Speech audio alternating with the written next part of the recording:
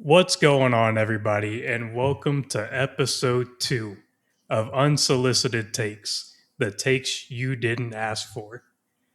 I am Keegan, and I got Julian, Going on? and I got Cam. What's up?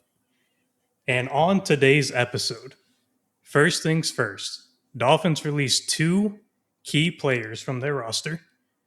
We're going to go over a top 10 offensive and defensive prospect list. And then we're going to end today's episode with mock draft 1.0. All right. I'm pretty interested to see what we're gonna get into with these draft picks. See what you guys put on there. I'm kind of curious myself. Yeah, I've got all my list filled out. We'll get into that later. But first, as of today, the Miami Dolphins cut Tyreek Hill and also have already cut Bradley Chubb and James Daniels. So as far as current news goes, what do you guys think about what the Dolphins are doing? I think the Tyreek Hill thing was kind of expected because he, you know, dislocated his knee, tore his ACL. So that was kind of given. Bradley Chubb, same thing. I mean, you owe him a fuck ton of money. He hasn't really been worth it since you traded for him. So I think both of those cuts make sense. And then the James Daniel one, I mean, it's not really that big of a deal to me. Yeah. I mean, the Dolphins definitely. We talked little bit about it last week, I think, but the Dolphins are definitely going to have to shake some things up, just because they had a pretty mid-season all around, and I think starting with Tyreek is a step in the right direction. I think that situation has kind of run its course, and then of course with Bradley Chubb, I found that a little bit more surprising. But ultimately, with a whole new coaching regime coming in and them needing to make some big moves, I think it's probably in the best interest of the team. And Yeah, really, all this does to me is it allows the Dolphins to focus more on Chop Robinson for their edge position. And then you going into this season or into this off season, they were going to need wide receiver help anyway because Tyreek's probably not going to play a majority of this upcoming season. So you were already going to need help at receiver. But I'm excited to see what Chop Robinson can do with his role going to be expanded now. I'm just excited to see it be a blank slate because I mean, I'm not a Dolphins fan, but just like watching and paying attention to the Dolphins the last like few years, it's just been abysmal. Like even drafting Tua from the start, like he was coming off all those hip surgeries and knee or whatever it was at Alabama, and you still took him as high as you did, and then you extended him and like paid him a lot, and he did have like that one good year where he like led in passing yards or whatever it was. He maybe had like two good, like really like high level years, but like the other years surrounding it have been so bad that it like it averages out to him just being a bad quarterback at this point. So um I would say that they probably are better off just eating all the dead money this year, be bad, get a good pick, and then it's probably gonna take another year of taking on dead money. And then they can start to maybe look like a new team with some good, exciting young players. Yeah, I mean, I think ultimately looking towards the future, you know, it, I intend to see something done about Tua here. I would say before the draft. I definitely don't think it'll be like a draft time or after the draft time decision. I think if they can't find a trade, they're gonna cut him. And I think that sort of experiment with Tua has kind of run its course. So whatever the decision that is made. And but I think for the future, the Dolphins have one of the most interesting off seasons ahead of them. See, the reason why I think that they're probably not going to cut Tua though is they already owe him like $56 million. Like it's already guaranteed money. So I mean, why not just go ahead, rock with them, try and bottom out, and then take a quarterback in the 2027 draft? Yeah, and there's going to be a lot more options then, and there's going to be a lot less teams that need a quarterback because so many teams already have a quarterback. And like in this day and age, like there's enough like quarterback development that goes on to make most quarterbacks into a starter. But I mean, as as far as Tua goes, he's already reached his ceiling, and he's not a floor raiser, and he's not gonna ever like bring his team anywhere. He would have to have like the greatest supporting cast, which he's had pretty close. It's like the fastest offense of all time, and even still, he hasn't gotten anywhere. So I think anything at this point would look better than Tua, especially what you're paying him starting this many football games for you. Malik Willis will look a lot better, but yeah, even still, like they might just need to completely not like purposely tank, but pretty much just hire in some bridge guys, suck, take some stars. And then I feel like Miami's a place to be. So once they get like going and get some foundation, and especially if Halfley works out and they look good early on, then I could see the Dolphins becoming relevant I just relatively quick. I just don't want the same situation that we've seen over and over again over the last couple of years where they give Halfley like one, maybe 2 seasons, they hang on to Tua, and then they draft a quarterback, but then that quarterback's first season as a rookie doesn't go well, so then Halfley gets fired. I think this season it happened with Cam Ward, and Jackson Dart as well, and we've seen it a couple other times, like over the last couple of years. And I think that that's partly what kind of stunts a lot of the young players coming onto a team is that the regime change, a season, maybe a half season, right after. I worry that it does a lot of damage. So if the Dolphins are going to pull the trigger, I think they need to give the whole new team that they hired a pretty long leash for at least a couple of years. See, and I could. There's just so many connections to Green Bay and Malik Willis that it makes all the sense in the world for Miami to go after him. But if they do go after him and get him, do they just have a $56 million player sit on the bench for 17 games? And the Probably Browns do. not. Yeah, but I don't think the Dolphins are as stupid as the Browns, first of all. But I don't think they would want to be competitive if you're already like if you already cut this many players, and there's no way they're convincing themselves that like the 30 mil they freed up that they can sign somebody with that's going to make this team competent. Like it all starts with the quarterback, and it all starts with Tua, and until they get that replaced, it's just not going to work. Plus, Malik Or Willis is going to need a bag. So I mean, unless that 34 million is all going to Malik Willis, and then you're gonna let Tua sit on the bench, that is just like right off the bat a terrible look for the new team. or do the Dolphins like what they saw from Quinn Ewers in the games that he started last season? I doubt it. Maybe. Hey man, he one of those games he was. I think they were wearing like the throwback uniforms. He was kind of cooking. I think you'd almost have to be blind to have seen anything promising for a franchise. But I mean, who knows? It was his rookie year. I The you other know, option is Tua, which makes him look a lot better too.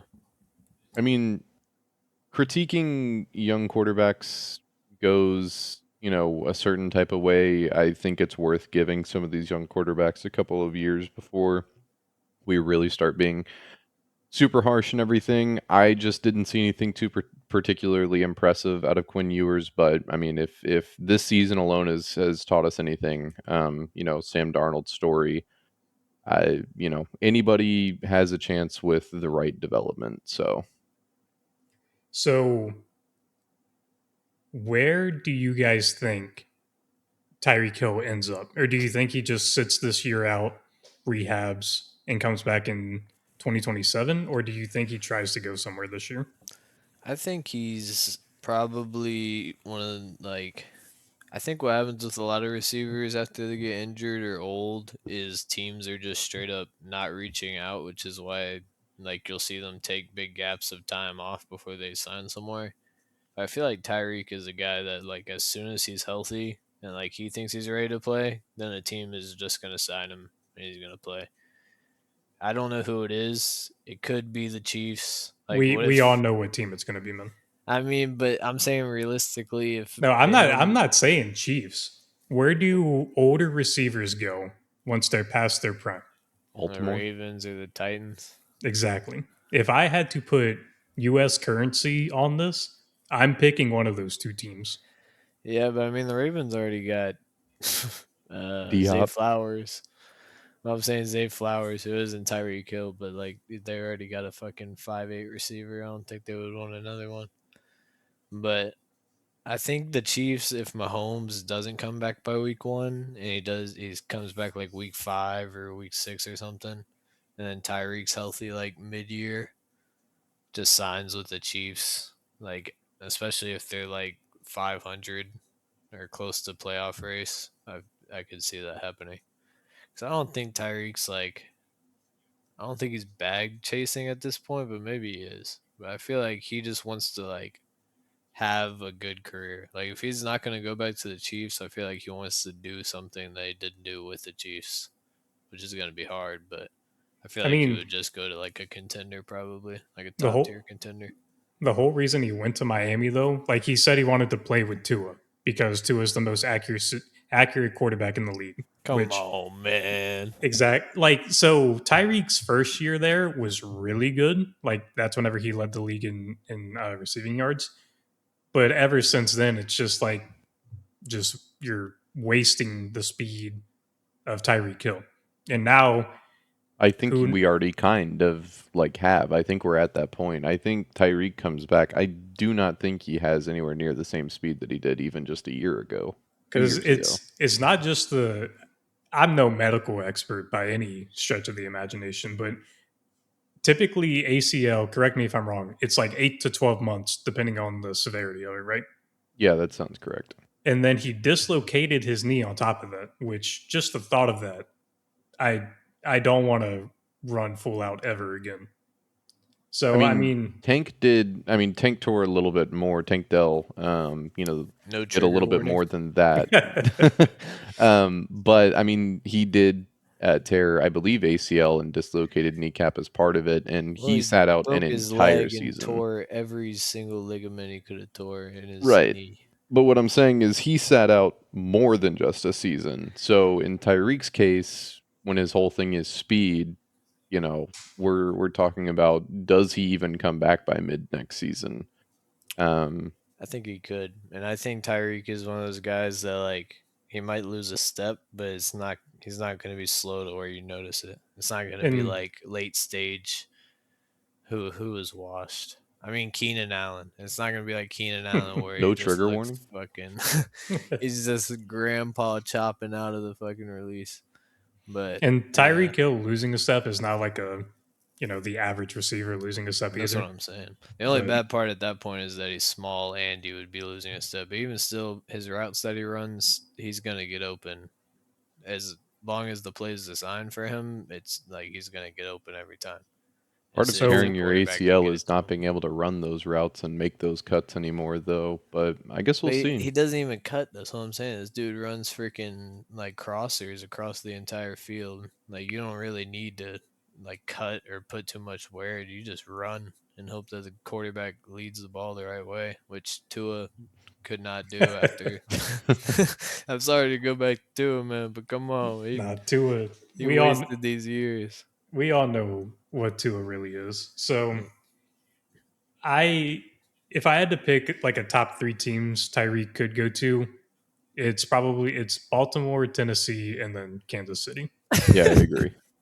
This is terrible, man. This I'm is like telling the you, man.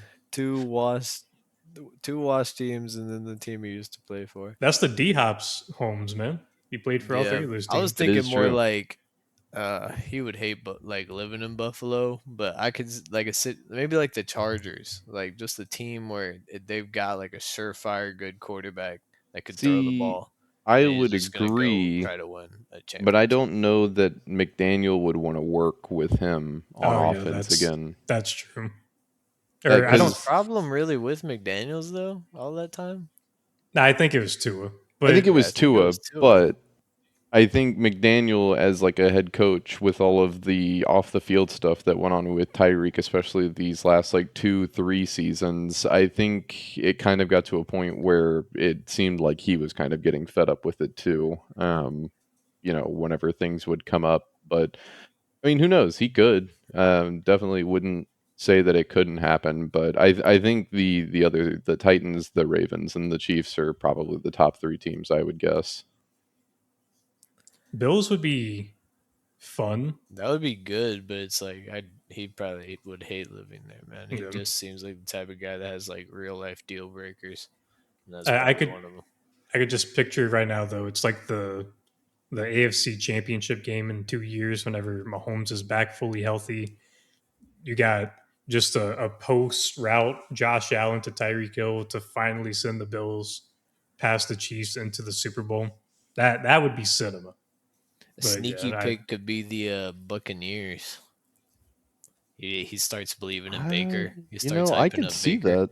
That's not necessarily a bad pick. I mean, with Mike Evans, um, you know, getting injured again this past season, I believe that's two in a row where he missed, I think, at least half the games in the season. And of course, he's getting up there in age as well. It's kind of a similar situation to Keenan Allen, but and then Chris Godwin.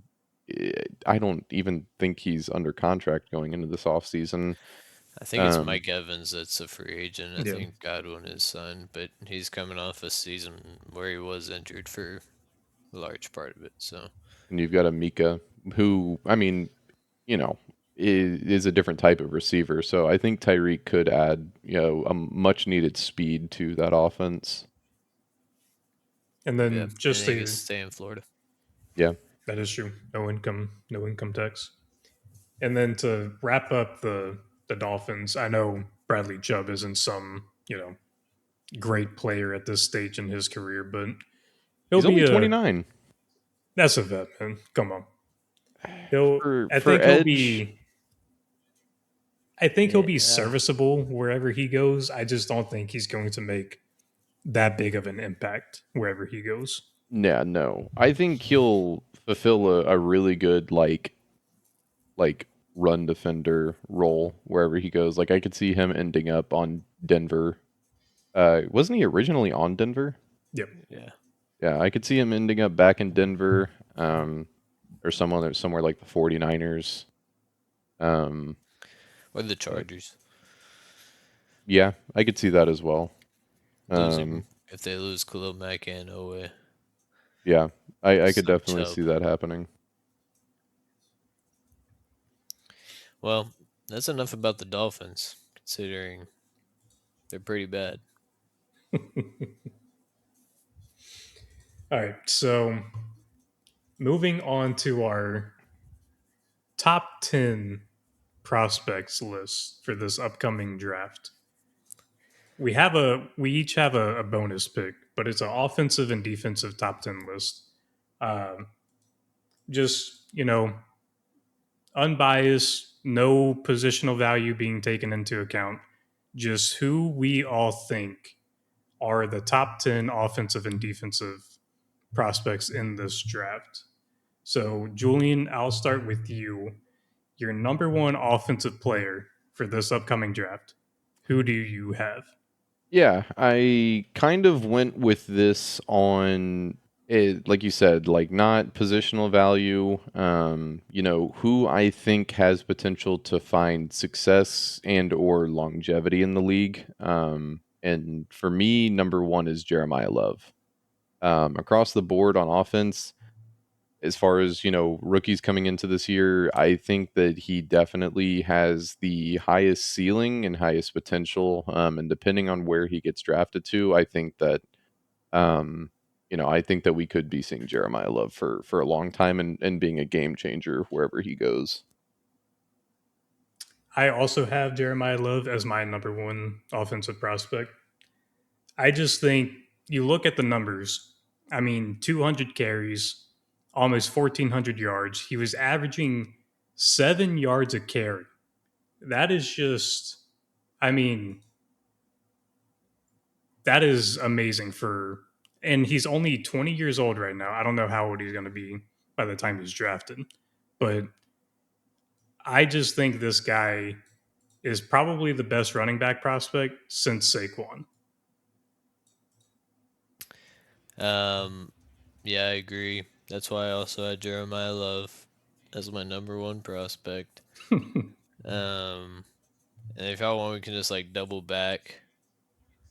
I don't really have much else to add. He might be a little special, but that's what some teams need. They Hey, need that special player that makes being special plays. special makes him Listen, special, man, man. that makes him special. And the number two guy on my list is also a little bit special in his own way. And like, if we weren't taking, like, we're not taking into account the positional value, so this guy is maybe high, but Mendoza is my second player, and it's has a lot to do with the fact that he did play in a good system, and I know he's going to go to a good system with Kubiak. So it kind of has to do with that. Like, I already know he's gonna be like, he's not going to a bad place. It's not like he's going to the Jets, and his career is gonna be doomed. Otherwise, he probably wouldn't be this high. But I think he'll be developed well, and I don't think he has the best arm of a quarterback prospect we've seen in the last couple of years, or the best accuracy, or the best anything. Like he always says, man, like his famous quotes. But he does have that like care about football, and he just seems like he's gonna be great no matter where he goes. So I got Fernando Mendoza, number two. I also have Mendoza as my second offensive prospect. The one concern with him going to Las Vegas that I have is I don't want Sin City to take this young man's soul from him. I just hope that whenever it's all said and done with his career in Vegas, whether he stays there forever or not, I hope that he's still Fernando whenever it's all said and done. But yeah, I would say Jeremiah Love is number one, and then there's a pretty sizable gap, and then there's Fernando, and then after Fernando, for me at least, there's another significant gap. But yeah, Fernando is also my number two. So, I mean, I'll agree with you there to the point that you added there on the end. I think that in terms of this year's draft, coming off of last year's draft, we expected this year to be a little bit stronger comparatively. I think that it's just another down year as far as draft prospects go. I think there are going to be a lot of gems that we find, later into next season and the years after. But I think that there is a pretty sizable, shift in talent after the number one with Love. For number two, I don't think he's that far behind, and I also didn't go with Mendoza for my number two. I actually went with the receiver out of Ohio State, Mr. Carnell Tate. I was just all season long very impressed with what I saw on the field. Mean, 11 games, he had 875 yards and 9 touchdowns. That on its own, pretty good numbers until you see his receiving average, 17.2 average yards per reception. And that's that's, what more could you want from a receiver down the field, able to make those grabs, and put up those kind of numbers. I think that he's a deep threat, down the field, and he's got great speed all around. Um, but that is my number two, and then kind of circling back around for my number three, um, is Jordan Tyson, another receiver. Um, so I think again there's a little bit of a gap, between Love to Tate, and there's a bigger gap between Tate and Tyson. Just another phenomenal receiver. Really, really liked watching him play this season. Passing the eye test through and through. He's definitely got a lot of work to put in, but in terms of raw talent, just from everything that I've seen this season, I really think that he can be a pretty significant change up on the offense wherever he goes. So going back to your Carnell Tate, I have him as my number three prospect, and I just think that the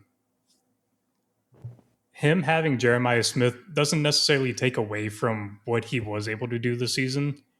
But whenever, you know, all of your best corners on opposing teams are focusing on Jeremiah Smith, that does open you up a whole lot more. But being 6'3", catching basically anything that comes in your direction, I do think that is, that speaks enough to be a wide receiver one, especially in this draft class. So Tate is my number three. My number three was also Carnell Tate, receiver, Ohio State. Um, I think he reminds me of a Houston Texan, actually, Nico Collins. And he's a little bit skinnier and maybe like a hair faster, but just the way they like go up and high point the ball, and they can play outside, and just like they don't even like beat their guy on like a crazy release, or like it's not like they're super strong or super fast, but they just like work their way and get open. And and then if it does become contested, then it's like a 60-40 ball going Tate's way. And yeah, he's going to be wide receiver one wherever he gets drafted.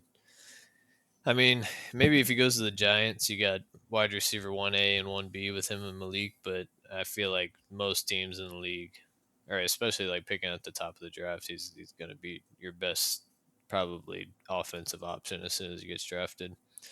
And then for my number four, I had Jordan Tyson, who's like, I don't know, they kind of play the same role, but like as far as the NFL goes, I think Jordan Tyson will have like a more versatile role, and so I like what he brings. I think he also has really good just like athleticism, and his brother plays in the NBA, so I mean they got the genes to run around and jump up and make some crazy plays happen. So I think if he goes to a team that like really just needs a consistent option that like can just get open short or medium or wherever, like the Browns or something, then he's going to be really good for them. My number four, I also have a receiver, but it is not Jordan Tyson. I have Makai Lemon out of USC above him. Mm. Makai Lemon is only 5'11", but this motherfucker plays like he's 6'2", 6'3". I mean, some of the catches that he's able to bring in are some of the craziest catches you will ever see. Almost had 1,200 receiving yards this year, 11 touchdowns. He produced more than Jordan Tyson, but that is also because Jordan Tyson was hurt towards the end of this season. But I think if we line these two players up next to each other, I think Makai Lemon is just a better receiver than Tyson. Yeah, I definitely can see what you're saying there. My number four, is where I bring him in, the man Fernando Mendoza. Um, I have him a little bit lower, just because I think he's got a lot of room for improvement, and I think that working in the NFL will help him push to that next level. Um, I hate that, it's pretty much 100% guaranteed that he's going to the Raiders because, Chargers are going to have to play him twice a year, and that really, really does, um, you know, present a challenge for years to come because I do think he is going to be sticking around for a long time.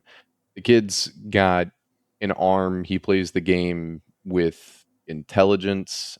I think his one limiting factor right now is his mobility.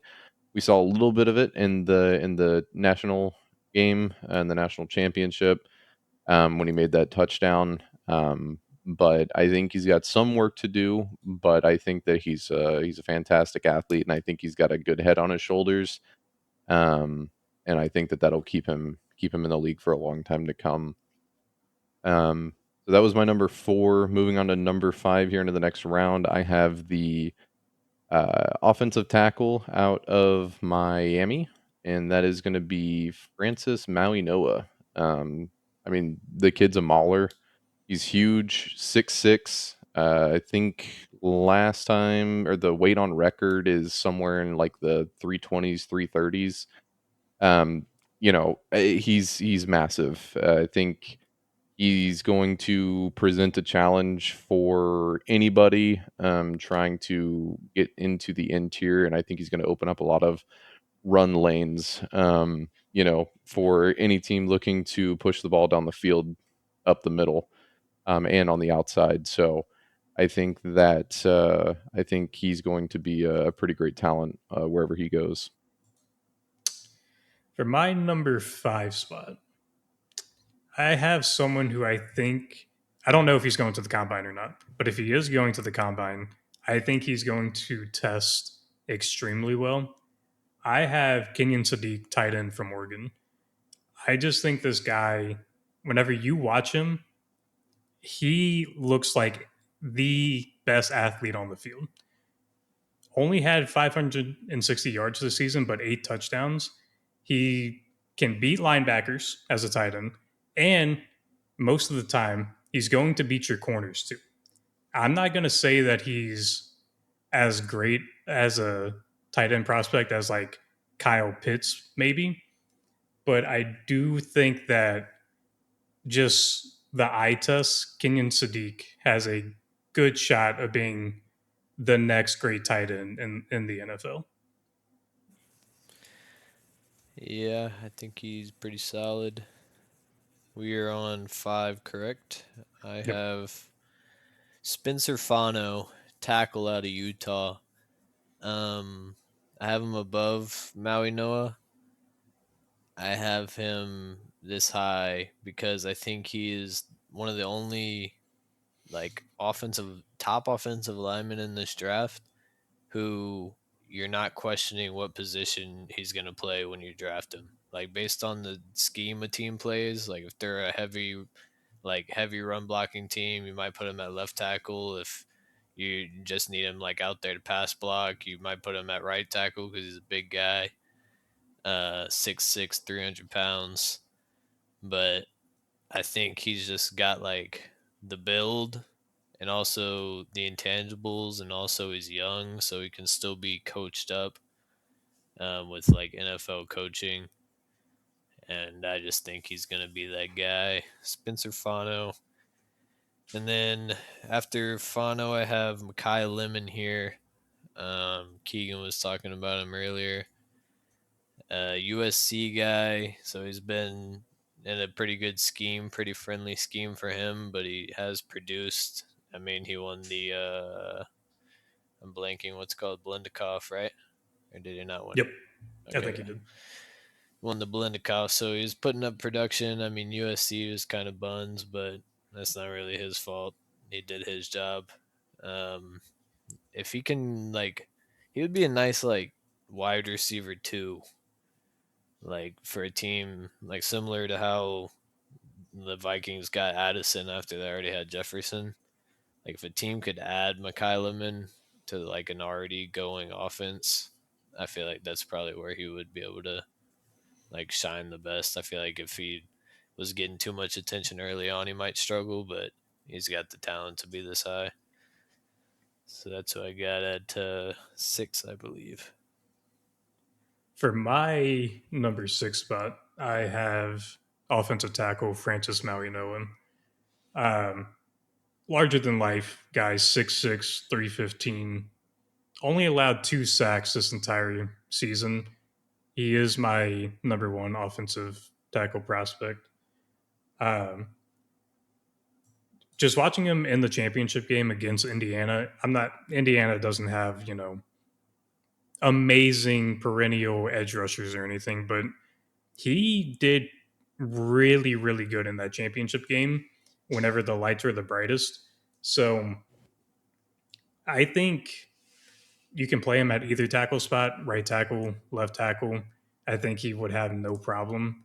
Um, but yeah, man, he's just, and then in the run game too, like Julian was saying, he's just a, once he gets going downhill, bro, I would not want to see him running at me. That is Yeah, for damn no, sure. no. So yeah, I have him at 6. All right. At 6, yeah, 6, I have Makai Lemon.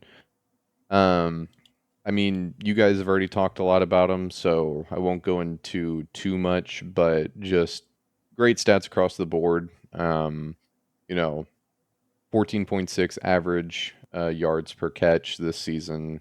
Still a fantastic number. His his speed is he just bursts. It's like it comes out of nowhere, and it's really impressive to watch. I could definitely see him, similar to how you compared it to Addison and Jefferson, Cam. I could easily compare to him ending up in a situation that's like, DK and JSN, rides the wide receiver two, learns a lot from, an established wide receiver one. Maybe he gets his shot at wide receiver one somewhere down the road. And I think that given the time, he could definitely fill those shoes. Um, on to pick number 7. I have Spencer Fano. So next up, I mean, just another fantastic tackle prospect. You know, also 6'6", big guy, a little bit lighter uh than Maui Noah, but still huge guy. Insane speed. You know, in the horizontal, can keep up with the rush very, very well. Um, and I was just very, very impressed with his move set that he's already got established, that he's shown through college so far. For number 7, this is kind of interesting how, I'm seeing this, but 7 is Jordan Tyson for me. So we basically swapped, wide receiver 2 and wide receiver 3. Um, I like Tyson for all the reasons you guys said. My one holdup and why he's my wide receiver 3, the injuries, man. He tore his ACL in 2023, hurt his hamstring last year, was banged up again this year. You kind of start to think, can this guy really, handle the physicality of 17 games in the NFL? It's not a ability thing with Tyson, it's a durability thing. The best ability is availability, and he just has not really shown it these last couple of years. But as an athlete and as a wide receiver, whenever he is healthy, I think he is as good as it gets, pretty much. Number 7 is where I have Francis Mauinoa, which we've already hit on a few times. Big body guy. The only reason I had him behind Fano was just because he most likely is going to get moved into guard, and we weren't taking into account positional value. But I just think tackles are, they're not like more talented, but their job's like a little bit harder. So I would usually lean towards the tackle. And then at number 8, I have Vega Ioane. Ione. Io Ioane. Sure. I tried to respect the pronunciations going into this. Not a Drewski moment. No, no, No, not get that him. bad, not that bad. But I mean, Penn State didn't have many bright spots this year. Um, as a matter of fact, their whole program is probably over. But he is one of the bright spots heading out of the door. Um, and I think he's like, as far as I think I have something. I'm a purist maybe because it's the fact that he's a guard. He's gonna play guard and he's good. That just makes him appealing. Like he's gonna come in and be a starter and elevate your team pretty much right away. Um, if your run game has been struggling, like the Houston Texans has, or many other teams, but just as an example, I'm gonna say a guy us like as well. this can open up those lanes. He can change the whole look of your O line just at the guard position. I know it's against some teams' philosophy to pick a guard in the first round or very high, but if you just want a talented player, then he's a good one. At number 8, I also have Vega Ione. You talking about him being a true guard? I was going to touch on that a little bit too. There's something about an offensive lineman not having to learn not necessarily a new position, but a different position from what they're used to playing, like going from maybe right tackle to left tackle or vice versa, like we saw with Panay Sewell coming out of Oregon.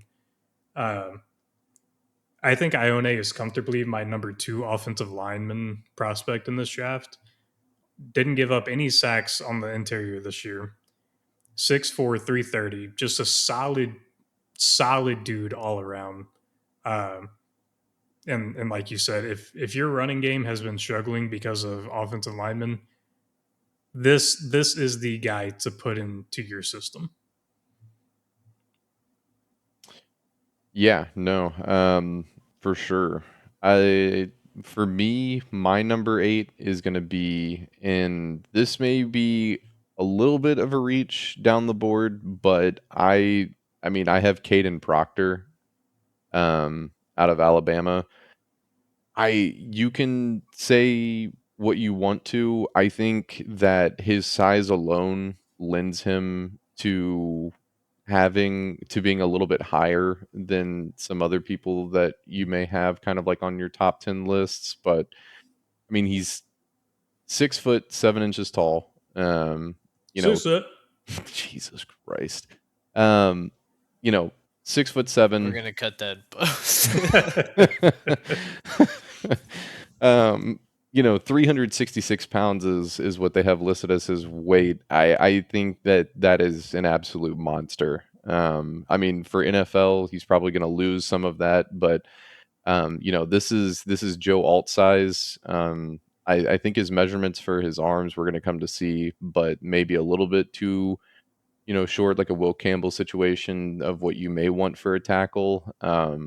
But you could easily move him on the interior and just have an absolute mauler on the inside, and be completely happy with that. I think he's very, very, very raw as a prospect, but I think his ceiling is very high when it comes to the interior line. And I think if he can stick at tackle, then great. I mean, you've got a huge tackle, but alternatively, you can also have a huge interior lineman, which is what some teams may be looking for. Um, as far as next up, I for number 9, I have Kenyon Sadiq. Um, Fantastic tight end prospect up there with some of the better ones that we've had over the last few years, which is saying something because we've had some really good talent the last couple of years at tight end. I think the tight end is a position that has developed more and changed more over the last 10 seasons in the NFL and football in general,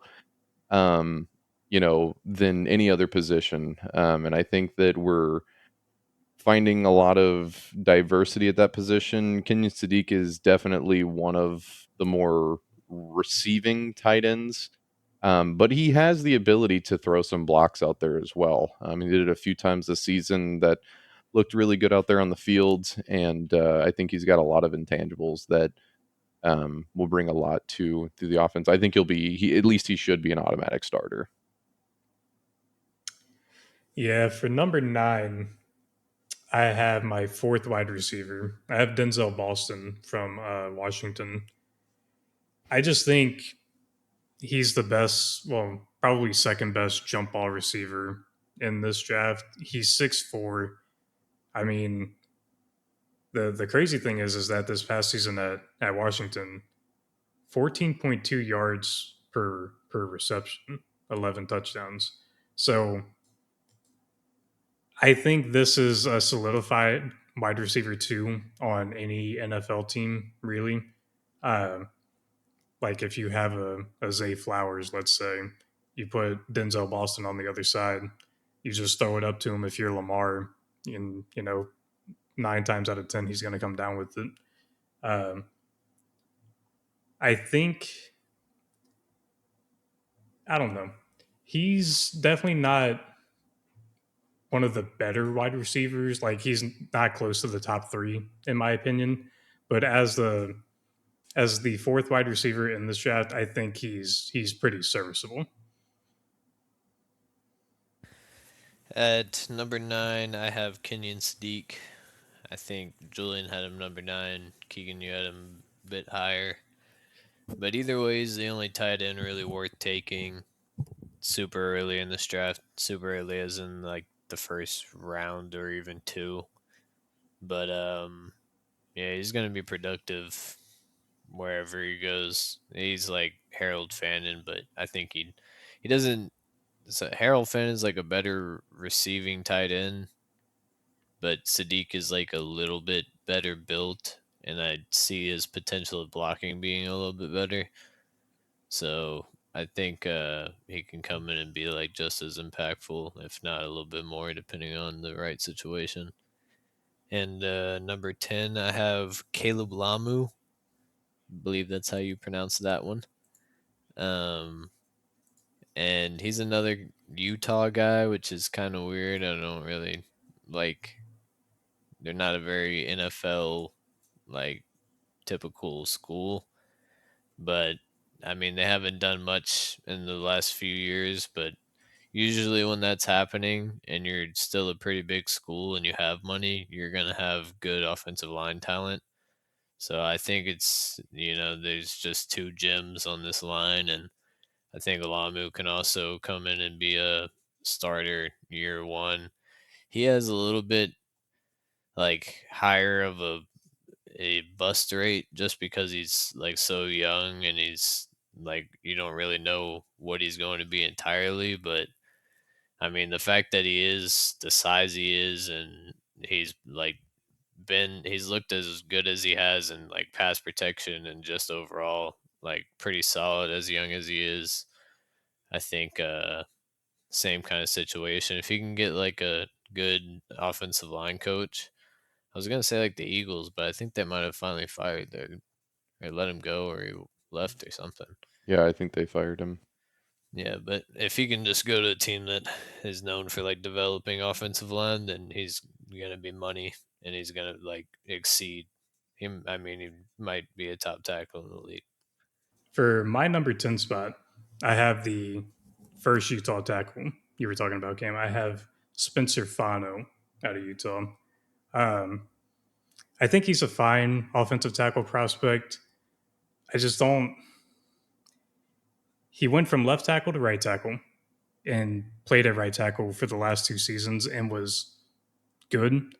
I just don't know how he's going to translate to the NFL level. I could see him potentially swapping inside to guard. And like I already said, going whenever you're having to learn a new position or maybe a position that you haven't played in a little bit, there could be kind of a gap there.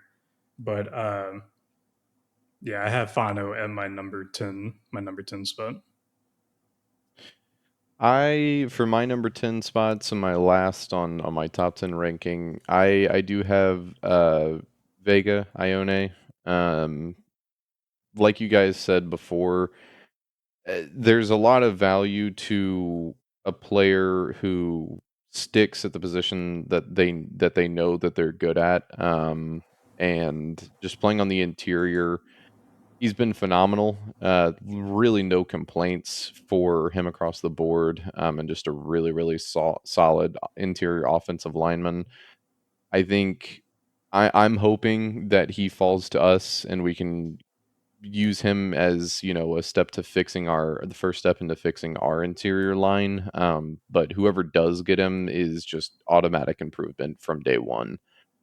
Um, and I think that he still has a, ceiling to go. Like I think he's got a lot of room to keep improving on, which is saying a lot. And I would compare it to this Seahawks finally taking a interior lineman in the round one of this past year's draft with Ray Zabel.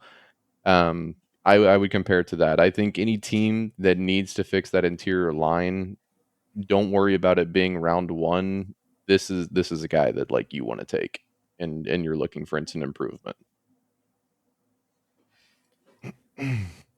So we said this was a top 10 list, but we all picked one offensive guy who we just kind of want to draw some attention to.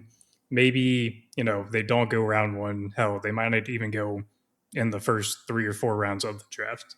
But we just we like these guys, kind of want to give them some attention.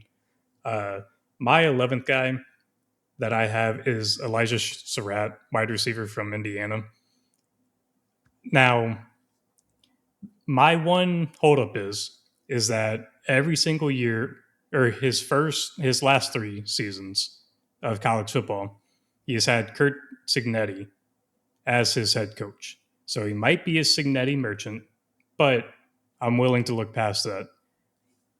This guy reminds me of Mike Evans, and I don't know if it's just because he also wears the number 13 on a red jersey and kind of looks like him a little bit, but he is someone that I think could be maybe not a wide receiver one in the NFL, but he has a pretty good shot of being a high end wide receiver two in a couple years on somebody's team. I can go next. I have a guy, Eli Stowers, tight end from Vanderbilt.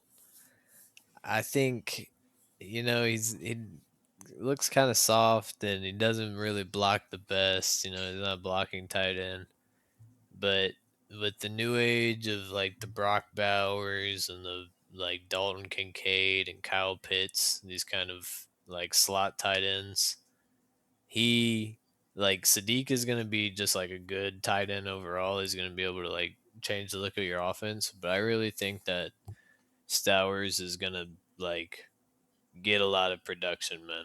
Like I think he's going to be like on the same level as those other receiving tight ends. Give it a few years, but like he is like pretty young too. I think he's like 22, and which I mean, he played 4 years. I'm pretty sure, but he's still only 22. There's some guys out here that are 24 trying to get drafted that are ranked pretty high, and I feel like his potential is high and his actual production is high. And he had Pavia as a quarterback, and I mean, he Now, put what's up wrong with Pavia, man? he put up over Poverty. 700 yards as a tight end, 62 receptions. Didn't have many touchdowns because Pavia was his quarterback, but yeah, I got Stowers, man. I believe in the kid. So I also went with the tight end. I went with uh, Oscar Delp off of Georgia. I know coming into this year, people had him a lot higher. We're hoping for a lot more out of him. Hasn't throughout college hasn't had anything too overly productive as far as seasons go. But I mean, I whenever I have seen him make plays, I've been impressed with what I've seen. You know, he's a senior. I think he's probably, about 22 years old. But on the as far as tight ends go, he's on the taller side, which is what I like to see out of the tight end position. He's 6'5", and I think the size, and with the right coaching in the NFL, I think that he could potentially be pretty good at the tight end position. He's good on with the blocking. Is what I would say. A lot of teams are going to be looking at him for. But I think he can be a receiving threat with the right coaching. So that was our top 10 with a bonus offensive prospects for this upcoming draft. Now let's swap to the other side of the ball and talk about our top 10 defensive prospects for this upcoming season. And I'll start off with my number one. I have Arvell Reese. I think his versatility as an inside outside linebacker, I think that just puts him above anybody else in this class. Kind of has the Micah Parsons. Micah was a inside linebacker for Penn State, drafted as one, and then Dallas was like, "We think you can get after the quarterback and put him on the edge," and we see what his career has come to. But Arvell Reese, I think, would be a not necessarily a better player than Micah, but I think he could be right there with them. Um, let's see. Sorry, I lost my notes. Yeah, 69 tackles, 6.5 sacks. I mean, he's really doing things that you don't see a whole lot in college. So I think for that reason, he is my number one prospect. I can go second this time. I had Ruben Bain Jr. as my number one guy, and like halfway through the season, I was a little bit like questionable on him. I was maybe even out on him being the best player, like the best defender available. But the end of the season, when it mattered most, he started to turn it on, and he's got the size you want. He can, I mean, ideally, he'd be able to play inside, and like obviously, you'd want him mostly at edge because he's just, I mean, he's lethal as a pass rusher, but he's also a good run defender. So you'd hope whenever you kind of needed him and like more inside, he could do that too. Especially if you're going to take him top three, which he's pretty much a lock for. Um, but yeah, I just have him number one. Again, back to the purist thing. I think, uh, I think because Reese is like he could do all those things and he could be great at all those things, but it's also like a lot of things you're asking him to be good at, which is kind of like a problem. Like we kind of, it's not the same thing as like Travis Hunter, but like he is almost as versatile as Travis Hunter, and it could just become more like he just needs to stick to one job or maybe just two or something. Yeah, my first pick for defense is Caleb Downs. Safety is not a position you are going to necessarily draft super high. This year it could be different. With Caleb Downs, we could see him go in the top five. I mean, he could go lower than that, but it is a possibility that he does go in the top five still. Um, and I think just leadership ability, I think that he's really going to be able to come in from day one and change how whatever defense he's on. Um, I think that there's a lot of versatility to his game as well. He can play different parts of the field, and excel at all of them.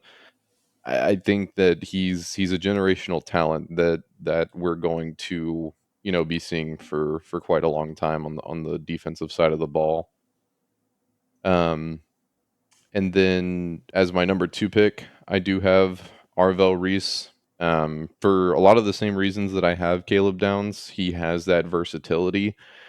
And I don't feel like he really, you know, I don't feel like you're necessarily sacrificing all that much for what you're getting out of where you need him to play. I would say he has got some room for improvement, but all in all, I think he's coming into the NFL and he's going to be starting on that defense, and you're going to see a noticeable difference on the defense for whatever team he does go to. Even after what I said, I have Arville Reese number two. Um, I mean, he is the most versatile defender in the draft. He's probably the most versatile player in the draft. Um, I didn't. I feel. Did he play for Ohio State this whole time? Why were we not hearing about him until this year? I think just because he was really just sticking at middle linebacker. So he just wasn't a draft prospect Yep. because it says he's a junior. Maybe he's a redshirt junior. It's just not saying it, but um, yeah. I mean, he put up production. He looks crazy when he plays. He's explosive. Gets to the ball. There's not much more you can ask for a defender if they just know how to get to the ball and make plays, make tackles, get turnovers. That's probably who you want to build your defense around, especially if he's a linebacker. Because I mean, ideally he'd be able to like kind of call the defense, but I'm not sure if he did that at Ohio State. I have to imagine he had some experience with it. Um, But yeah, I think he's in probably most drafts. He would be like the top or second best looking prospect coming off the board just because of everything that he is good at least at the college level. Yeah, for my number two, I have Ohio State safety Caleb Downs. Julian talked about him a little bit, but this is another versatile guy for the Buckeyes. He's 6 foot 205, plays safety, but I mean you can bring him in the box and he can hold his own. Uh, Good in coverage, great tackler. Um, had 2 picks this year. I think the closest comp to him that's already in the NFL, it's got to be Kyle Hamilton, but Hamilton just is, I think, a little bit bigger, stronger than Caleb Downs. But I mean, if you're Harbaugh in New York now, you got a top pick in this draft. You could take him if you really wanted to. But yeah, I think Downs is just an all around great player. And then for number three, speaking of versatile, this guy used to play safety. He's another Buckeye, Sony Styles linebacker. Um, I think this guy is just a freak of an athlete. I mean, if you watch him, his ability to get downfield, hit the ball carrier as hard as he can, wrap him up. I don't think he missed a tackle in the regular season. I think in the Big Ten championship, he missed, I think, one or two. But to go 11 straight games and or 12 straight, however many, of not missing a tackle as a linebacker, I think that just speaks volumes, man. And yeah, he is a linebacker. He's my number three prospect. I really think that he's going to be one of the top linebackers whenever he gets to the NFL. Yeah, I'd agree. I at number three, ahead of Caleb Downs, I have Mansour Delane, the man whose Jim Thorpe Award was stolen by Caleb Downs. This guy is the only lockdown corner of college football this past season. True lockdown type of guy that you don't even target because you know he's locked down. So he has 2 picks on the year, which doesn't pop off the screen. But I mean, 11 passes defended, and he just didn't get targeted because they were blanketed. Um, he knows how to do everything a corner needs to do. He doesn't have like a weak spot. Like there's not a hole that he's gonna get picked on early.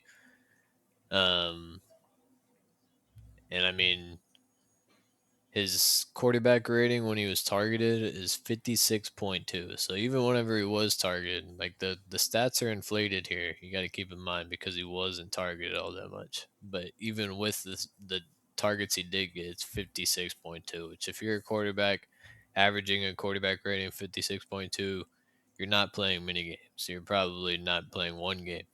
So I mean, he takes your quarterback out, and if your quarterback is can't throw to his best option, then he's a big difference maker at the corner position.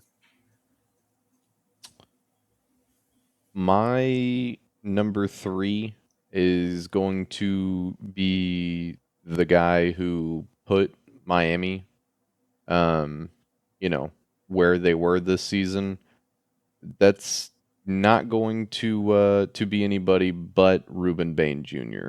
I mean, the guy's a monster. As far as edge talent goes, you're looking at him as far as what you're looking for as any re- as any scout is looking at on defense. He's larger than life. You see him out there on the field. It's near impossible to keep him from tearing up the offensive line.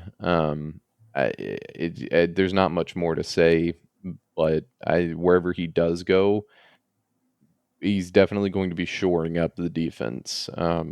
And whether he's pick two or pick three, I think he's definitely a lock for pick two or three. Um, and then next up, I have Sonny Styles, who, like Keegan said, just absolute generational talent. The kid's all over the field.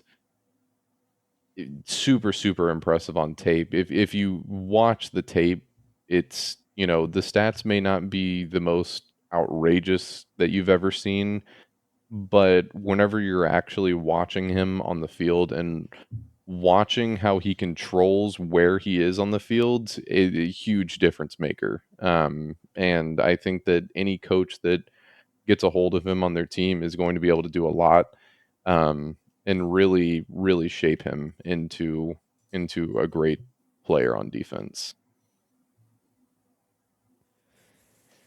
Up next, I have Caleb Downs. We've already talked about him quite a bit. He's one of the best prospects.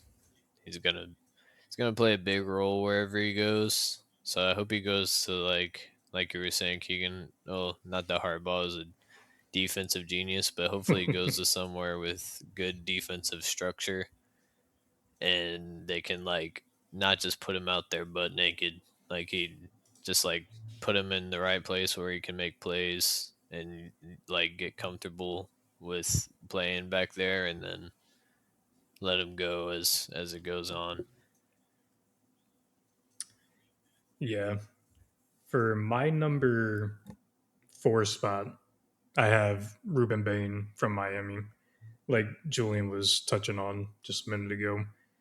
This guy is just a freak too. His power, it's terrifying. His speed is equally as terrifying. The one holdup with him that I could see NFL teams having is he doesn't have the longest arms ever, but whenever you're as fast and as powerful as he is, I really don't think that it's going to make that big of a difference whenever you get to the next level.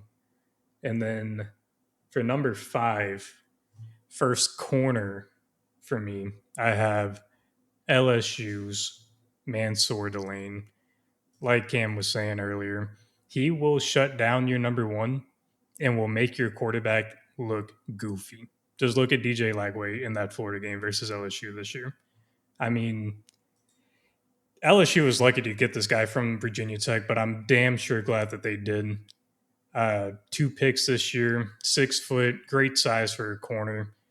I want to see what he runs at the combine because I think he'll be able to run really well. Uh, I do think he will also be the first corner that we see go off the board, and he's just adding on to that LSU DBU that list that we've come to see over the last couple of years. Yeah, if it was strictly CBU, like LSU would have it locked. But of course, Caleb Downs has to be in the picture, right? Whenever Delane is. Um, Up next, I have David Bailey from Texas Tech. Um, this guy is just a freak. I mean, Texas Tech got as far as they did for a reason. You didn't hear much about their quarterback or their offense or anything really, but you kept hearing about their linebackers and their edge rushers. And it's for a good reason because this guy is a little cracked. He's pretty much like he's just going to be an edge. I mean, he could play some like inside linebacker for you because he's just that talented. He's sort of like Jalen Walker, but I feel like he's going to be like even better than Jalen Walker, and he's going to get picked pretty high. I mean, he's going to be like a top 10, top 12 lock. He put up 14 and a half sacks, forced three fumbles.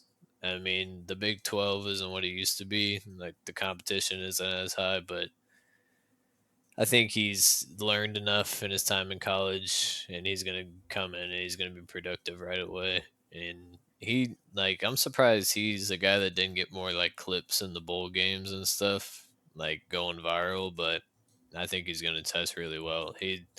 His like actual athleticism as far as like weightlifting and stuff goes is like insane, like top percentile of just like athletes. So I think he's gonna be all right in the NFL. Yeah, right along with that, my next pick is David Bailey. For what he's worth, you're getting a top end talent. A couple of the prospects that we've talked about, you look at the numbers on the board and you don't necessarily see that productivity, but if you watch them on the field, then you can see it. You have to watch the tape. With David Bailey, we're looking this past season, three forced fumbles, in 14 and a half sacks. I mean, like this is the caliber of player who's coming in and automatically a wrecker on defense. Um, it's kind of insane that he's as young as he is because, like Cam was saying, his athletic ability is just off the charts. But very, very talented player, for a very, very, hard to play position, but definitely going to be a game changer. And then, next up, I have, along with what you already had him on your list, I have Mansour Delane, the first corner, um, on my list. He's by far the best one. Um, I think there's a pretty sizable gap between him and some of the other corner prospects. Eh, like you guys said, I mean, he's locking down any receiver that he's on, and that just makes the game that much harder for offensive, for the quarterback, for the offensive coordinator. This is a guy you're going to have to game plan around, which is something that is frustrating anytime you have to go up against him. So you know, uh, I think top end corner talent, and we're going to be seeing a lot out of him in the NFL. This is where I have Sonny Styles. I don't really have anything against the guy, honestly. I just think the guys above him are a little bit more versatile. Um, but I mean, he's just really good at what he does. He is a crazy athlete, and he just is one of those guys that seems to have a really good feel for playing football. Kind of similar to a Luke Kuechly, where they just got that feeling. That's why they're a linebacker, the quarterback of the defense. But yeah, we've already hit on him a few times. He's gonna be really good. Tired of these Ohio State guys getting picked high, man. But it is what it is. For my number six spot, it's a guy both of you guys have already touched on. It is David Bailey. The only thing I want to add to what y'all have said, this guy is going to blow the combine out of the water. I think he's going to test extremely well. He's fast, he's twitchy. His three cone is probably going to be the best of any defensive lineman. He is just an incredible athlete, and I think it's going to translate well whenever he gets to the NFL. And then for number 7, I have my second corner, Jermod McCoy. Now, didn't play this year, coming off of an ACL injury. Kind of the holdup, but whenever he did play, he was one of the best corners in the nation. Um, since he didn't play, you know, some people are kind of down on him because he hasn't played football in a year. I think he'll come back just fine, but that will be a holdup for some of these teams. Whenever he did play 2 seasons ago, though, like I said, he was one of the best in the nation. So I have him at 7. Um, my guy next, I have Keldrick Falk, and this is kind of more potential based. I mean, he hasn't done much, and maybe he entered the draft too early, but also with the way Auburn has been, it might just be a case of he committed to the wrong school. Because, I mean, the guy is huge. Is he too big? I don't think so, because you can always just move him inside if they get too big. But I mean, if you want a guy that's going to come in and immediately be able to impact like the fundamentals, he's going to be able to close some running holes and get you some tackles for loss and things like that early on. And then maybe you put him with a guy who's like a mentor of the pass rushing, sort of like because Will Anderson Jr. when we drafted him, he was sort of just like a power rusher, and then we got Daniil Hunter. He kind of taught him how to like finesse his way in there a bit more, like using the power.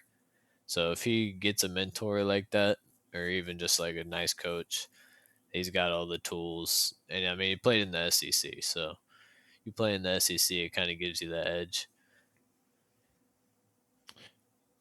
Yeah, I'm right there with you. My next pick is Keldrick Falk as well. And I agree. I think it's kind of just a product of playing on Auburn. I think despite, what the stat sheet shows, I think he on the field just shows a lot of potential. He's a great athlete. Um, and I think that coming into the NFL, he is going to have a lot of potential to learn from others at the position. And like you said, whether if they keep him on the outside or, if he is too big, move him on the inside and you've got really good interior right there for your scheme. So I think him, and then right behind him, right along with what you guys were talking, I have Dermot McCoy. Obviously, it's always a little bit sort of in the question on how these prospects are going to do if they sat out, even part of a season, but, an entire season pretty much especially due to as serious of an injury as he has. There's a lot of questions. The corner position requires a lot of speed, but I'm willing to give him the benefit of the doubt just because of how good he played for the 2024 season. Um, and I think he's a sticky cornerback whenever he's played. I think he's incredibly sticky, and I think that that's one of the unteachables that you can have at the position. So that's why I'm putting him here. I like it. I like it. My next player might be a little bit of a reach in some people's eyes, but I've seen it with my own eyes. And I have AJ Halsey from LSU. All right, a bit of a homer pick, but I think he is next to Caleb Downs. He's the second best safety in the draft, and he's not getting hyped up like that. I mean, he's got like some people like starting to put him in first round mock drafts and stuff, but I think he's like just to come in and like start and exceed in his role right away. And I mean, The LSU defense was not as good as it should have been, but him and Delane were the few like bright spots throughout the year.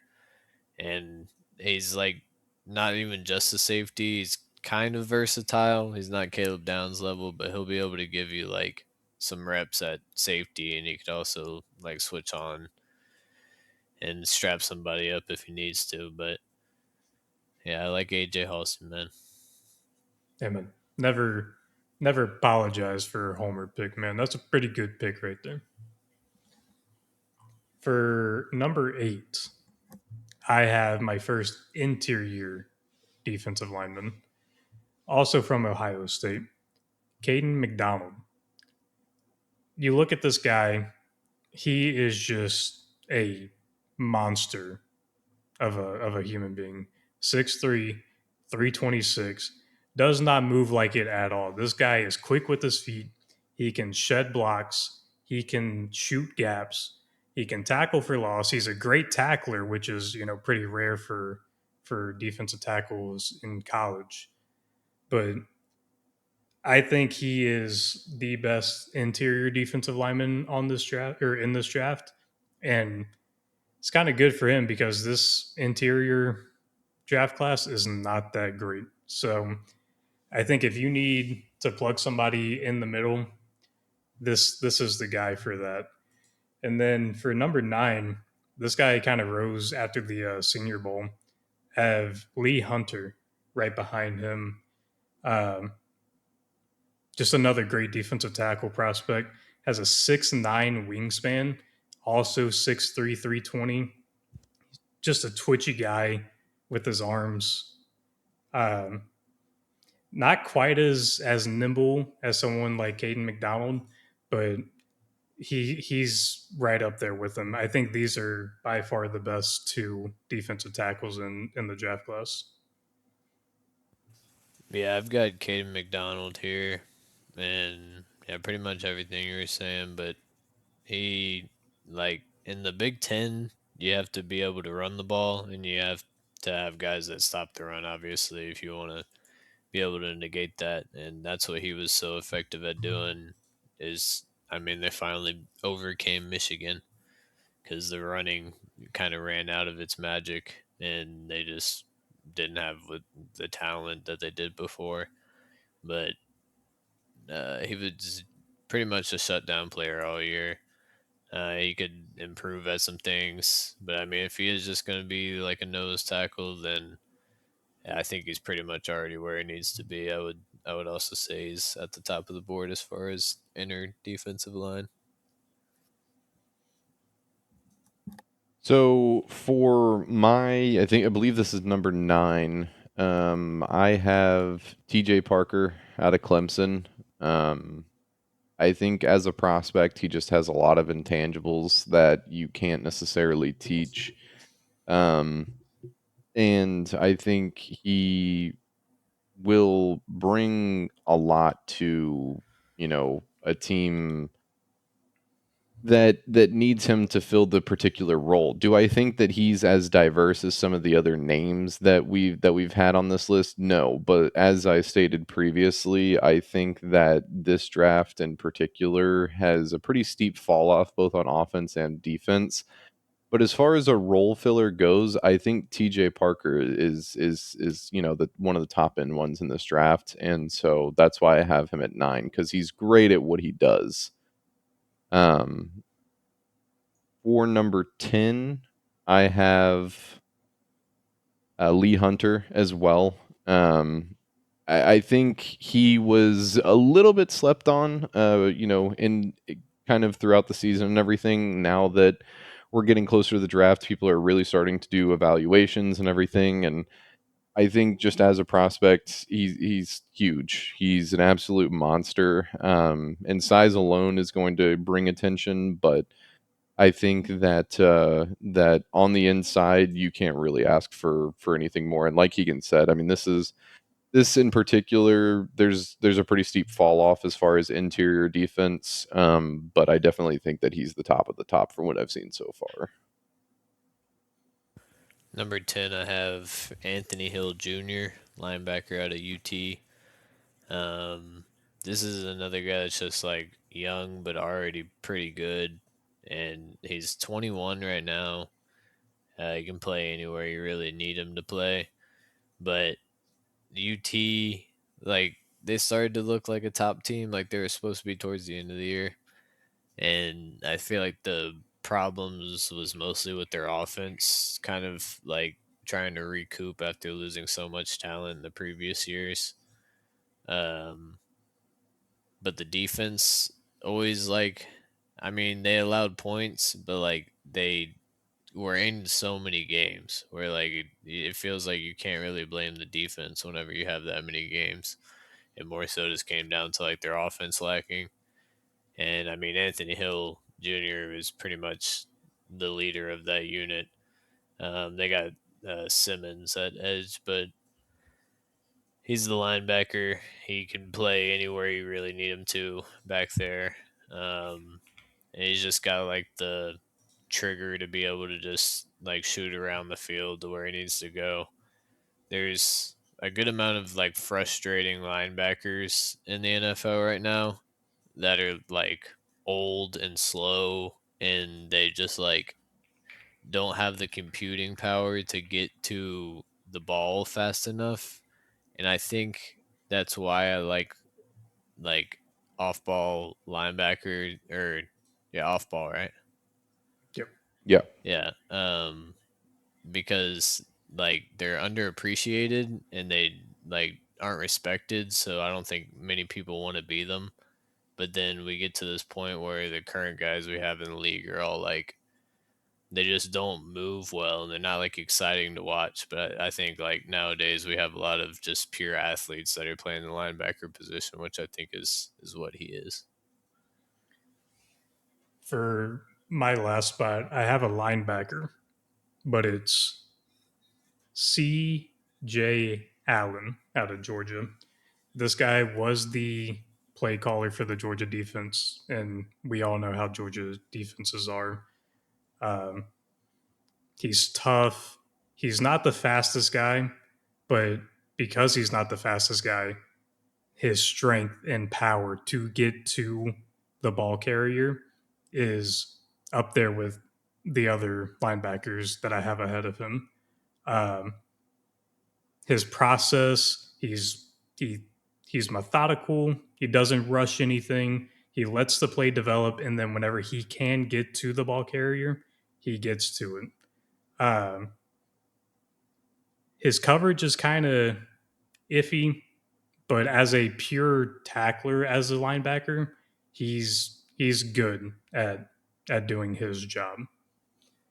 And then bonus pick, someone that I kind of want to bring some attention to. I have Toledo safety, Emmanuel McNeil Warren. This guy is a 6'2" safety. He is extremely long. Downs is, by all consensus, the number one safety. I just think if McNeil Warren goes to the right system, I think he's going to be one of the better safeties in the league. He forced 9 fumbles in his college career. He has perfected the peanut punch. Uh, because he's so long, he's a good tackler. He can slip by blocks. He's just awesome to watch, man. He's extremely long, extremely lanky. I think that he's going to be one of the more fun prospects for whatever team drafts him. This is our sleeper pick, correct? Yeah. I've kind of trying to been talk. I've tried to talk myself into the guy that I already picked. I don't know if I want to. I don't know. Here, you go first, Julian. I'm gonna decide between these two guys. So I went along a similar vein as Keegan did. I also picked a safety. this time out of Oregon, Dylan Theineman. And as far as sleeper picks go, I mean, he's not the biggest sleeper. I've seen mock drafts have him as early as late first round, just depending on if teams really go for team need. Teams like the Bears are really empty at the safety position. But I've also seen him fall as low as third, fourth round, just because there are a lot of question marks surrounding him. I think a lot of people were a little bit surprised whenever he declared for the draft this year. He declared pretty early. There's not a whole lot of numbers to back him up to warrant, going ahead and entering, but I think he can play all over the field. He's rushed the quarterback. He can play out in the field. He's got a couple of interceptions in his college career. I think that he has a lot of potential, and I think that he's got a lot of diversity, and he's still young. So I think, there is a benefit of him going ahead and entering the NFL early. And if he does get picked in the right situation, with the right coaching staff, I think that he can learn a lot and has a lot of time to get experience under his belt early on in his life and in his career. Okay, I've decided. Xavier. I don't want to butcher this. Hold on. Okay, Xavier Wampa. He's safety out of Iowa. I've been on this guy for a while. All right, I'm not gonna lie. I've never known how to say his last name. I just knew how it was spelled. But um, safety. He's a multi-role safety though. He can play like all over, like the uh he's a defensive back. All right. He's to me similar to like Kyle Hamilton or like Jalen Petrie, where they're gonna do different things, but they're really good at the one thing, and that's getting to the ball. Um, yeah, he's not gonna miss many tackles. He's not gonna be looking stupid. Like he's a guy that's gonna be the starting safety, no matter what position you put him at, and then he might be able to excel even beyond that. Um, and I think he's still pretty young. He's 22, so I mean he's got the experience. Played in the Big Ten. Again, Iowa's like they're not a super great program that you want to see a bunch of your players coming from, but at the same time, like it is that's football country out there, and they're in a football conference. So I think he's going to be a good player, an impact player, and he's like my biggest sleeper. Like this is the guy that I'm going to put faith in. The other guy that I was thinking of, I'm not going to mention him, but it was a little bit safer of a pick. He's probably going to be solid and is probably going to be drafted pretty high. Xavier Wampa here, I think, is going to slide up and surprise people. So, mock draft 1.0. Who are the Raiders taking at one, guys? I don't think we know who this is going to be. Unless there's some sort of a weird situation or curveball that they throw, I think this has got to be Mendoza. Oh, and I will say this is also uh, no traits for this first mock draft that we have. So Jets Uh, at 2. I feel like they would have to go defense here, which is either Bain or Reese. I Neither like would be a bad Reese. pick. I like Reese more for I the mean, he can versatility. do more. Yeah. Cardinals at 3. Cardinals, they need a lot. You could basically throw a dart at a board, They hired and LaFleur. They're a Yeah. yeah, weird team, man. I think this is probably tackle, if we're being honest, just to set up whoever their next quarterback is going to be. It's either tackle or yeah, it's probably tackle. I was gonna say realistically they could like trade back and take Jeremiah Love, but Yeah. at 3 it would probably be a little high. I like either Maui Noah or Spencer Fano. I think I like And they have Paris Johnson. Yeah, I think I like Maui Noah a little bit more for them just purely because they can play him on the inside, but if they needed to, they could play him on the outside. Yeah. Titans at 4. I This has to think. be a receiver, and I think all of us have Tate See, I as. was going to throw out Ruben Bain just for solid to get his guy, you know? It's true, they do have Saul as head coach, but I And then mean, you take a receiver high in the second round. Yeah, yeah, and I mean there is some depth to receiver. Hey man, they could also be getting Tyreek Hill like we mentioned earlier, so exactly. Yeah. Yeah, I guess Bane. Take the best player available.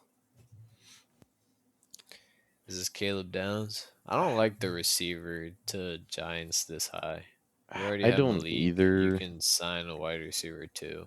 I mean, the only reason you could say make the argument is because neighbors did, have the injury last season. Um, You and can they're fix if he gets injured again. You draft a receiver the next year or something. Like with receiver, I feel like you can wait until it gets really bad before yeah, you just give up. I They kind are of losing agree. Wandale, is the only thing, unless they bring him back, but I don't know if they're going to. That's my only thing, but I'm cool with Downs or even Mansoor here. I'm cool with Downs. Yeah, Harbaugh gets his guy, man. Browns. I mean, this could This be Feel like it's a if receiver. tackle. if you pick any offensive line spot, it could be them. I go Fano here. I like that. Really, I kind of feel like it could be Tate here. See, but their entire offensive line is free agents. Yeah. And I mean, if you want to actually give your quarterback a shot, you got to get a real offensive line I guess And they that's do prospect true. in the building. they do have a pick at 24 that they could take a receiver then.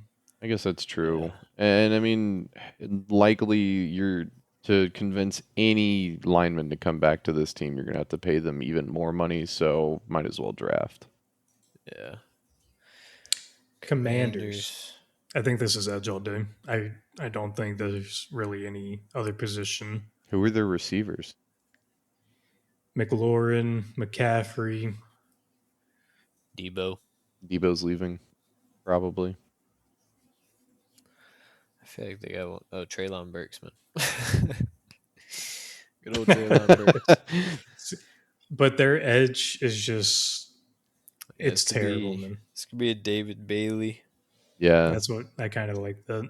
I'm cool. I'm cool with David Bailey.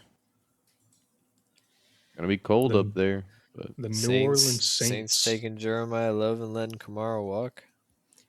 Nah, man, we know who this is. It's Carnell Tate.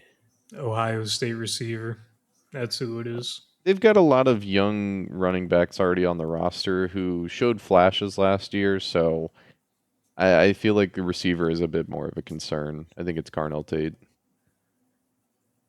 Yeah, the Olave concussions. Losing Shaheed. Is this Jeremiah Love? I think this is Jeremiah Love. It's I don't, either him or Caleb Lamu, maybe my guy. or but with Vega Mahomes Ione. being out at least a little bit this season, and I think Pacheco is a free agent. He is. You bring I'm in almost Yeah. 100% sure. you bring in Uh, Jeremiah Love to kind of lean on. You could get To the Kelsey replacement with Kenyon Sadiq as well, though. nah, I he's just not going don't to want to sign it. see it. I think is my main thing. But yeah, Yeah, but I think it does happen. Bengals at Bengals. 10. They need a safe pick, man. They've been. It's Mansoor Delane. Come Yeah, on, man. it's if the Bengals The take an Bayou offensive Bengals. player at 10, they need to be sold. There's malpractice going on somewhere. Yeah. I like Mansoor Delane. He goes top 10. That's right where I need him to go. I think if the Bengals are smart realistically, they shop the Browns offensive line players that are free agents, convince them to stay in state. They don't even have to move that far, and come play for a better quarterback. Um, and then you just focus. on getting a better defense outside of that. So I agree with the Mansour Lane pick. Plus, it continues on with the Bayou Bengals. So I think these 10 picks we have right here is the top 10 players in the draft. Yep, I would say yeah, that. Dolphins at 11. This is either corner or receiver, in my opinion. I don't think you go right back into the receiver pot. You might, because you got Halfley. got to replace Chubb. I don't think there's an edge that I'm not taking Keldrick Falk Yeah, at 11. Oh, but I yeah. mean, like you could throw in Sonny Styles. He's I don't think Sonny Styles is going to be rushing the passer like that, though. You do Tyson more in like a JSN slot role and have Waddle be your outside guy. I mean, they could just switch off, honestly. Yeah, Yeah, just keep the defense guessing. Keep swapping them for who's X and who's Y. I mean, who do they have on the O line too? They got freaking Patrick Paul. That's all I know.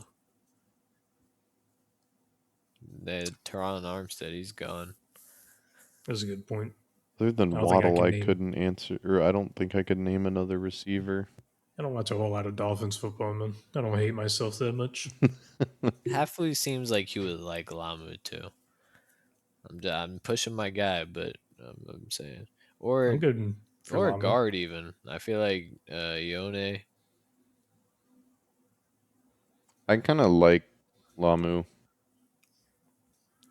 Get your tackle ready for whoever your next quarterback is. Yeah. Cowboys at 12.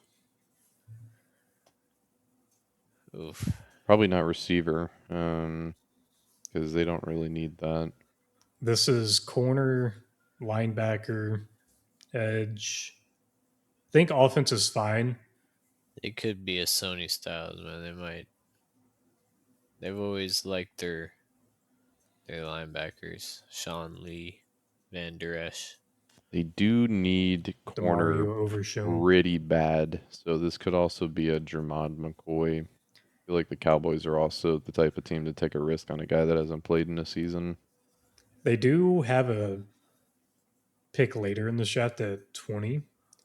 I like McCoy here and then a linebacker at 20 for them. Yeah. Yeah, I mean they traded what for Jonathan Mingo, and they got A what third round. in return for Micah. So I could see them drafting a corner who hasn't played in a year, and taking that risk. Rams at 13. Rams need some defense, man. That's what they need. They really need special teams, but you can't draft a kicker in round one anymore. You used to be able to do that. Back in the good See, old days. they lost Havenstein, though. He retired. So is there a tackle that we like here? I Mm, think you would be reaching probably. Caden Proctor is uh, probably going to play on the inside in the NFL. So, I mean, unless you can figure out a way to get him on the outside, but I just don't know. I like Caden McDonald here. They gotta need some linebacker help. I don't know many Rams linebackers. Could be, I kind of like Sony Styles. That's what I'm saying. yeah. If he falls this far, I don't see McVay passing up on Styles. All right. Baltimore at 14. I kind of like Jordan Tyson, man. He kind of looks nice up there, just falling down the board. The Ravens have not been able to get a true, just bona fide wide receiver one in a long time. You did bring up the injury concern, but I And that's mean, perfect for them. yeah, it's like Jordan Tyson next to Zay Flowers. Like I'm throwing the ball to Jordan Tyson every time. That's Yeah. true. I'd say Jordan that Tyson's a good that pick was the here. selling point Yeah, that's Zay's compared true. just to Zay not in, man. Flowers. No. Bucks at 15. I kind of like a Keldrick Falk here. Fell down the board a little bit. Not too far from college. Yeah, they might. They did take Elijah Canty though, who was like an undersized D tackle. So would they take an oversized edge? It could. I don't see why that would be your holdup. Yeah, I guess you're right. I kind of feel Because like, did Canty really work? Right. you know, yeah, and Bowles might be out of there shortly anyway. See, Jets back on the clock. Took Arvell Reese at pick 2. Makai Lemon's looking kind of nice right here, man. Ah, I think either him, they don't have a quarterback. What do you need two receivers for? You don't have a quarterback, and they have AD Mitchell. Malik Willis, man. dude. You still got Justin Fields under contract for another season. That boy ain't throwing the ball down the field, man. Wait, you think this could be Ty Simpson? I mean, No, we haven't talked about Peter Woods much. People think we probably got an anti Peter Woods agenda. I mean, I just don't think he was good this year. I think I at mean, the towards Clemson the end wasn't of the good this year. season, Yeah, but since he's a 3-year starter, and every single year he has regressed. What about Caden McDonald? I was either between Makai Lemon or McDonald, so I like McDonald. I'm cool I with like McDonald. I think for a team that struggled defensively this year, despite having a defensive head coach, I mean, I think taking two defensive players in the first round as their first two first rounders is probably a good move. Lions at 17. Probably Ione, man. That's what I was thinking. I was thinking either tackle or guard, but I don't like Proctor this high. Yeah. Yeah, I think this is right in Ione's range too. Yeah, 15 to 20. Vikings 18. The team that doesn't believe in cornerbacks. Yeah, it's pretty bad for them. None of us mentioned Terrell. It, Terrell's little brother either. I Clemson had guys him. did not get any love. I was thinking about him for my 10 spot, but I just don't. I just don't like him that much. Yes. this could But I Subscribe mean, be to the pushing website. your Likes. agenda. I believe Keegan was the one who had him on there. Emmanuel McNeil Warren. yeah, but safety at 18, whenever it's not Caleb Downs, is kind of funky. Who, I mean, maybe you take Sadiq and trade Hawkinson. I've heard Hawkinson might be a trade piece.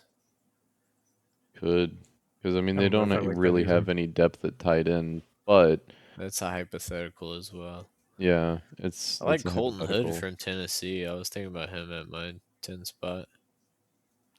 Apparently, this Keith Abney guy too was good at the Senior Bowl. I like either Terrell or Hood. I think this needs to be a corner. I'm cool with Terrell. Yeah, let's give the Vikings some guy we don't really believe in. Sorry. Sorry, Vikings fans. The one of you that will be watching Yeah. this. Panthers at 19.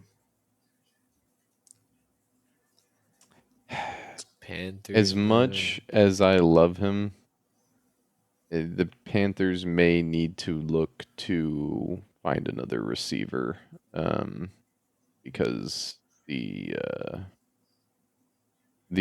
country boy experiment may be over. Could this be Sadiq, though? Could you I just was get him kind a of tight thinking end? Sadiq too. They He's got just Tet and a tight drafted. end. Um, And they got Coker, man. they They do have don't need Coker. That's Leggett. true. Love Jalen Um, Gokerman. they just drafted the tight end at a UT, not this past year, I think, but maybe the Yeah, I year know, but before. But he's no bueno, man. yeah, they Jatavion haven't. Sanders. Yeah, they haven't found a whole lot of success with him, so I could see See, them and taking then Sadiq. Sadiq could be your Bryce Young blanket. He's Yeah, gonna save Bryce. they need a tight end. Cowboys at 20. The They took Cowboys. Jermod McCoy They're gonna at take 12. Peter Woods here. You know they're gonna do it, dude. Nah, maybe not. I could see this being like CJ Allen. Yeah, I think this is CJ Allen. They took who before? Jermod. Jamad. Oh, And their defense was terrible this year, man. yeah. My Pittsburgh Steelers. Steelers The at 21. Pittsburgh Steelers. I think All this right. is between two Yeah. people who Man, I'm you looking already at. know what you're doing. Just go ahead and do it. Go I ahead, think push your agenda. I think Rodgers, unfortunately, is coming back to team up with McCarthy. And with this board, I think Makai Lemon makes the most sense. I don't think if this is how the board truly falls, I think it would be malpractice to not draft Lemon here just based off of your receiver room. Yeah. Yeah. Nah, it's just funny how he's your wide receiver too, and he falls all the way down here in 21. This is a bit silly. Julian, your The Chargers, Los 22. Angeles Chargers. Um, I mean, my favorite for the first round is already off the board in Vega Ione. Um, so at this point, I mean, the interior line is already something that needs to be replaced. This could be a Caden Proctor, and kind of just being a younger and better Makai Becton, what he was supposed to do for us this year. Just a massive guy on the interior to put next to Joe Alt, to help in Harbaugh's run game. Outside of him, Lee Hunter. We did just re-sign Tier Tart to a 3-year extension, but outside of him, the interior line needs help. So Lee Hunter or Caden Proctor would both be cool draft picks for me right here. I don't know what you guys think. I think it's Proctor all the way Yeah, go with Proctor, so I who's don't have to available. take him with the Texans pick later. Eagles at 23. They also need Uh, offensive line. Yeah, but at this point, I don't know who you Monroe take. Freeling from Georgia. I think he yeah, was also a Senior Bowl guy. he's He been did getting pretty some good. buzz. Kind of like that for him. They like their Georgia boys on Philly. That is true. I like that. You That's an sold me. agenda to push. I like that. Let's pull the trigger. Browns at 24. They took Spencer Fano at 6. It's a good pick. Is this where you take a receiver? Or is this where you Yeah. replace some defensive pieces? I think this is where you take a receiver. I Casey don't know if you Concepcion take a is good. receiver here. Who are you taking? I Caleb just Banks. I don't know if these receivers fit this range. I think if you really wanted to like take advantage of this spot, I mean they traded was it Greg Newsome midseason? Hmm. Mm-hmm. They could trade Denzel Ward to the Rams, get a nice return. Could move off of that. They might need a corner, man. I You keep mean, bringing up hypothetical trades that they could make, though. who do they Well, I'm have on the saying other these side are of holes Miles that they're Garrett? going to have no matter what. Their only valuable corner on their roster as of right now is Denzel Ward, and he's aging, and he's your most valuable piece. So I'm saying it would be smart to have a backup plan for if he gets injured or if you trade him, whatever the case may be. So you're I just saying feel like what is Colton like Hood? Jerry Judy might not be the best receiver, but what like Casey Concepcion is he like gonna come in and be more talented than Jerry Judy right away? I mean, not necessarily, but he's going to be more talented than whoever their wide receiver 2 is. See, like, and that's what you're taking in the first round. And this opportunity where you have two first round picks, that like that's just not a risk I would want to be taking. It's the Browns, man. I mean, they've either Is the got to take Browns. somebody I feel like to. Denzel Boston is like a more complete receiver if they were going to go that route. I feel like they've either got to take somebody to be opposite of Miles Garrett, because hypothetically, he could leave as well, but, if not, then they still need another edge rusher. Um, and then, like you guys said, I mean, they need corner help. So this could be an Abney, this could be a Colton Hood. So Let's give him Colton Hood, man. I'm cool with that. Bears at 25. I think this is Lee Hunter all day, every day of the week.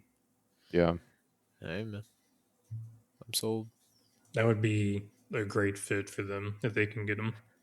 This is either a Casey Concepcion or a Denzel Boston. I think I like Denzel Boston. Have Shakir as your slot, Slot. your Denzel Boston as your jump ball receiver. It's huge. So, yeah, I'm on board. 49ers. They could also use a receiver. They're about to have Ricky No, Pearsall as wide receiver one. that's okay. Is it? For a season, that's okay. Again, like you're just doing a disservice to your team if you're just picking a receiver just because you need it.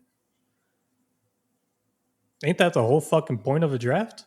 Not if he's the fucking fifth best receiver and you're gonna take him in the first round. I mean, who else you gonna take here?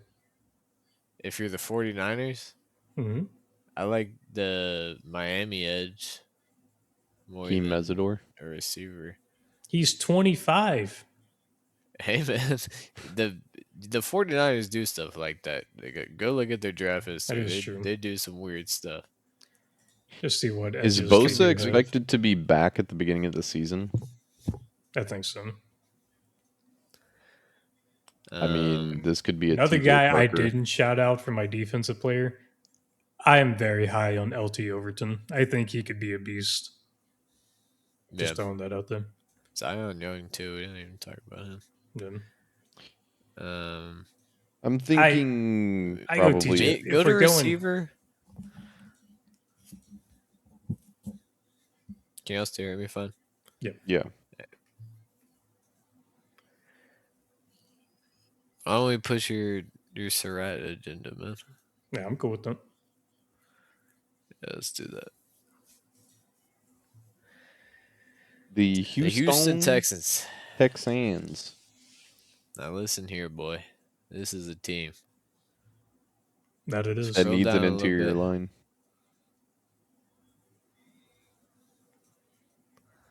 Okay. Go to the guards. I like the top three guys here. I even like the top four guys here. But something about I'm not gonna try to say his name, but the A&M guy, I don't like how he played with Marcel Reed because he isn't a real quarterback. And CJ is like the opposite of what that is. Like CJ is like a quarterback purist, sits in the pocket, needs his reads. So I'm gonna go with Pregnon here. I like Dunker too, though, converting from tackle to guard, but go Pregnon. Rams at 29. Who did they take earlier? Sonny Sunny Styles. Styles. I think this could still be defense. This could be a shocking Ty Simpson develop under Matthew Stafford type I pick. don't think It so. is unlikely. Sean McVay gets his hands on a young quarterback because he has this free pick. They don't even like first round picks, but he's got a free one. He's gonna use it on Ty Simpson. I He mean, they doesn't have need. to start him. He might not even have to start for 2 years, but at the very most, he's not gonna have to start him for a year. Okay, you're talking about wasting first round picks. Why are you going to waste the Brother, first round pick on a you're acting quarterback like who's we not going to haven't. play for 2 years? Jordan Love was coming out of Utah State and had no potential. Like nobody thought he was gonna be where he is now. especially when they took him when they did with Aaron Rodgers still playing like pretty well. And look what happened, man. It worked out. I think this is Keith Abney. I like Keith Abney as well. So just to confirm, this is going to be a one quarterback first round draft. I think Yes. it's likely. That's sad, man. Unless someone trades up at like 31 or 32 to take Ty Simpson, I wouldn't be What are we doing surprised. if we're trading up for Ty Simpson though? I I mean, it'd be mean, like he a made second and a mistakes, future but third. he is young. He could have came back, and he just decided to not. And if he got with a guy like McVay and had a guy like Puka as his first receiver, then he would have a very nice career. It's true. At I least start. mean, I Let's was push it. saying the same Let's push it, thing. man. I was saying the same thing about um, Jackson Dart at this point in the first round, last year. So it could be. And he could be worth something. So I'm fine with pushing that agenda. Denver Broncos. This seems like a Peter Woods, man. I'm not even gonna lie. It's either Peter Woods or Caleb Banks. It's got to be one of Let's get those Feeling Peter Woods guys. off the board, Peter man. Woods off the board. If anyone's gonna take him, it's gonna be the Broncos, man. Patriots at 31, wide receiver. Receiver, Diggs, that AJ situation's Halsey, questionable. Anthony Hill Jr., some of my guys. I could get behind Anthony Hill. Variable linebacker gets him an athletic linebacker. I'm kind of cool with that. Then Super Bowl champions, Seattle Seahawks. I don't really know like what. Reek Woolen is probably not coming back. It's Uh, chopped cheese. yeah, that's probably Keith Abney all day. Yeah. I was gonna I say, I mean, like I don't really know who you replace on Seattle, but you're right. I mean, Reek Woolen is not coming back, so yeah, I think that's the best pick. All looking right, at man. looking at the top 10. I think you were right, Cam. Those are the top 10 players in this draft. Maybe like Sony Styles is a little out, but I think all in all, this is a pretty decent mock draft 1.0.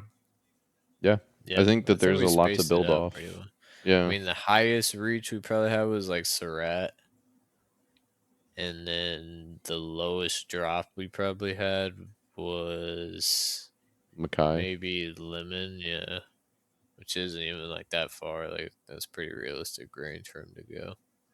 Then All in all, I So mean, yeah, I think that as far as first, mock drafts go, there's a lot to build off of with this, and as we we get will be closer. revisiting this. Yeah, yeah. As we get closer to the draft, and we have more information that comes out on these prospects, we're going to be learning a lot over the next few months. We'll obviously be doing more of these mock drafts.